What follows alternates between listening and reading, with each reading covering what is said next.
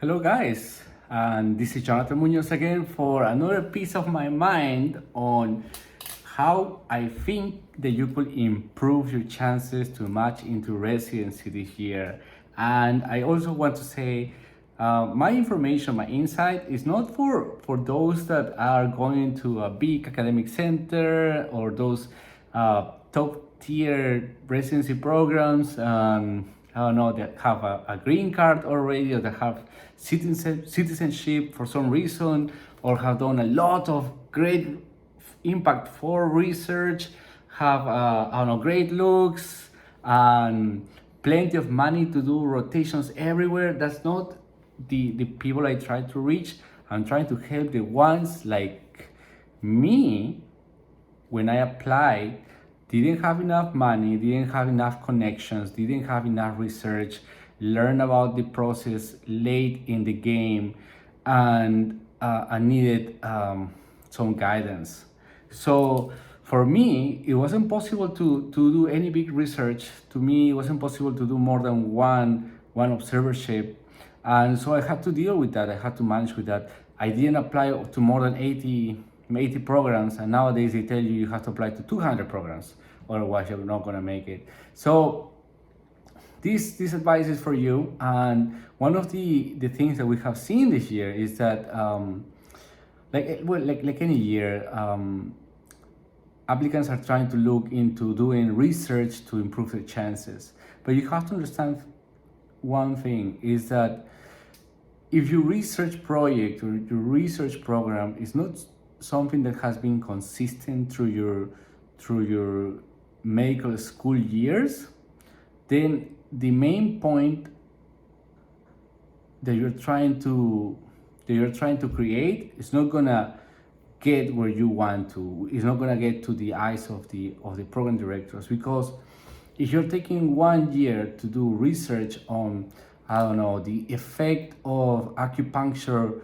on patients with colon cancer, or the effect of moxibustion on patients with diabetes, and I mean, it's great. It's great that you're doing something. I'm pretty sure you're going to learn a lot of the steps on how to create a research project. But I don't think that will have an impact. I don't think it's something that really will create a big impression on a program director to see, oh, okay, so you now with your information, what are you going to do here in our program? Are you going to offer acupuncture to all our patients? So do you know how to do acupuncture, or you just studied the effects of acupuncture? Okay, so how are you going to find someone that an acupuncturist here in, I don't know, Nebraska? How? Where? So it's really not going to make a big difference. If something has come with the COVID year, is that we have a lot of things to relearn.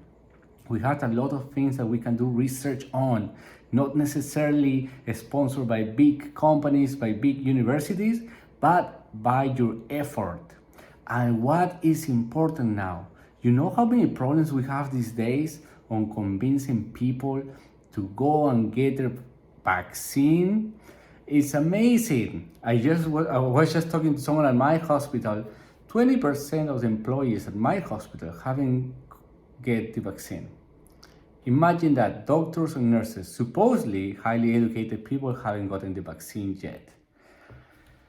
So, I'm going to give you a piece of my mind of what if you are stuck in your country, not able to travel, you haven't gotten any research opportunity, you haven't gotten any observership opportunity.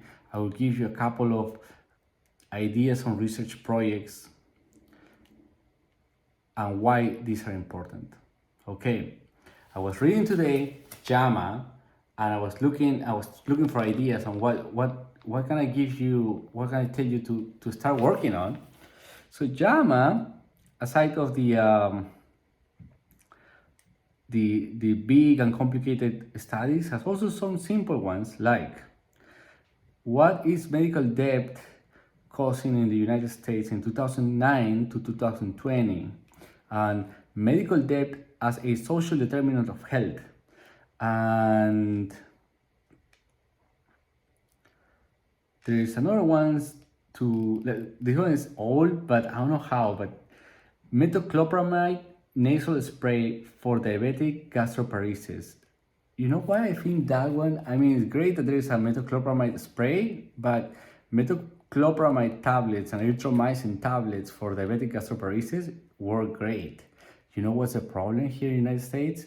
Many students don't know about that, or many residents don't know about that. And whenever they see a patient with diabetes, they don't look into the common complications like gastroparesis or erectile dysfunction. They don't think about that.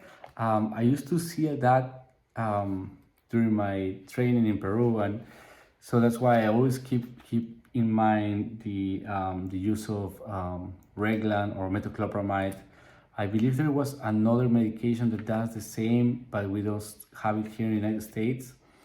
But anyways, so you can see even YAMA doesn't necessarily focus on big things.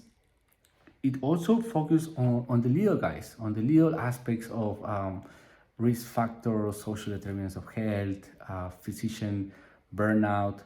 So for you today, my recommendations.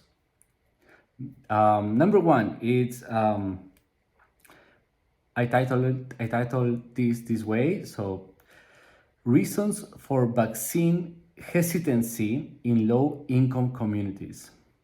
Vaccine hesitancy and vaccine confidence are two big topics in medicine these days. Why? Because we have the vaccines in this country, but we're not able to convince everyone to take the vaccines.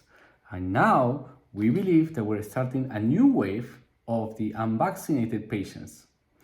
So one of the big important tasks for the new year is to convince people to get the vaccine.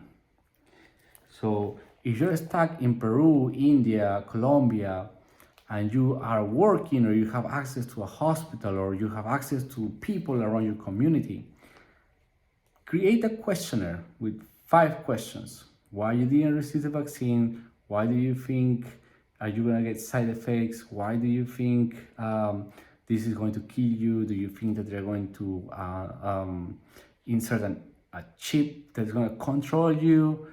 What is causing this vaccine hesitancy, especially in low-income communities? Because you may think it's just the lack of information, but something else is there. Usually has to do with culture, with religious beliefs, with misinformation. Not the lack of information, but misinformation. And many times it has to be with working too many hours that they don't make it to the vaccination center. But you have to find out that and report it. That would be a great little study. You don't have to publish it. You just have to finish the paper, know this topic from the beginning to the end, so you know what you know. You really have to have findings. And so when you go to your interview and they ask you, so tell me what's on your CV, and you say, well, there's my experience in medical school, my experience at work, and most recently my experience doing some research in my community to try to understand why my people or the low-income people in my country are not getting their vaccines. And I found out that most of them do it in this area here. They mainly do it because of religious reasons. They don't believe that their God is going to approve of something that is not natural or made by Him. I don't know, so I'm just bringing up ideas. Next one. Faith-based community outreach. And this idea came after I was reading about how to reach special communities, and it's identifying their faith. For example, there's a couple of studies that I was reading on Afro-American communities that they are very big. They identify that faith is a big part of their daily lives.